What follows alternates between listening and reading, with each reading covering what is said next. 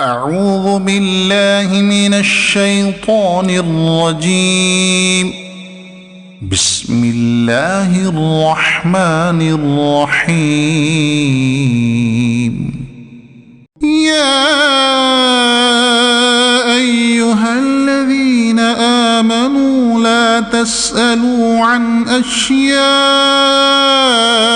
إن تبد لكم تسؤكم، وإن تسألوا عنها حين ينزل القرآن تبد لكم عفى الله عنها والله غفور حليم.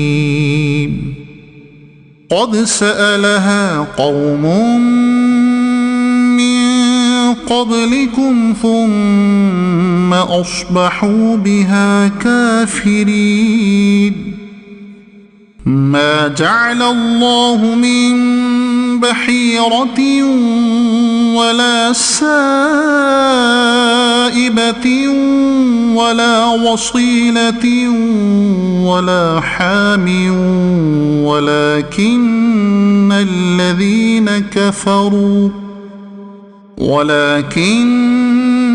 الذين كفروا يفترون على الله الكذب وأكثرهم لا يعقلون.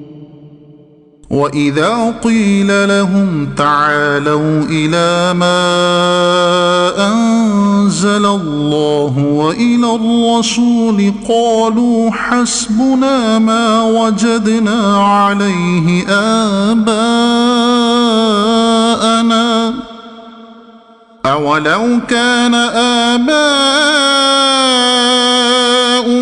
لا يعلمون شيئا ولا يهتدون. يا أيها الذين آمنوا عليكم أنفسكم لا يضركم من ضل إذا اهتديتم إلى الله مرجعكم جميعا فينبئكم بما كنتم تعملون.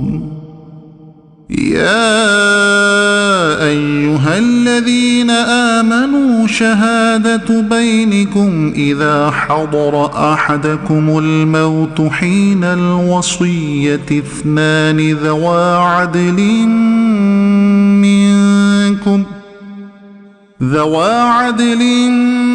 منكم أو آخران من غيركم إن أنتم ضربتم في الأرض فأصابتكم مصيبة الموت تحبسونهما من بعد الصلاة فيقسمان بالله إن ارتبتم لا نشتري به ثمنا ولو كان ذا قربى ولا نكتم شهادة الله إنا إذا لمن الآثمين. فإن عثر على أنهما استحقا إثما فآخران يقومان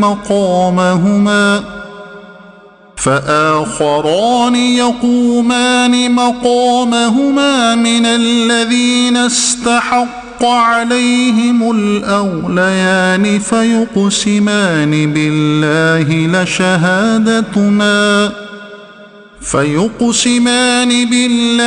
لشهادتنا أحق من شهادتهما وما اعتدينا إنا إذا لمن الظالمين. ذلك أدنى أن يأتوا بالشهادة على وجهها أو يخافوا أن ترد أيمان بعد أيمانهم واتقوا الله واسمعوا والله لا يهدي القوم الفاسقين يوم يجمع الله الرسل فيقول ماذا أجبتم قالوا لا علم لنا إنك أنت علام الغيوب إذ قال الله يا عيسى ابن مريم اذكر نعمتي عليك وعلى والدتك إذ أيدتك بروح القدس تكلم الناس في المهد وكهلا وإذ علمتك الكتاب والحكمة والتوراة والإنجيل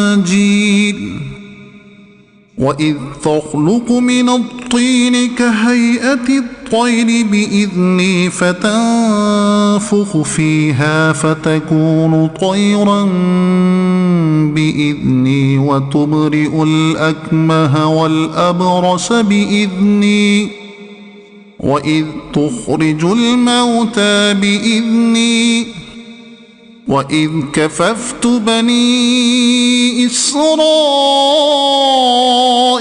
عنك إذ جئتهم بالبينات فقال الذين كفروا منهم إن هذا إلا سحر مبين صدق الله العظيم.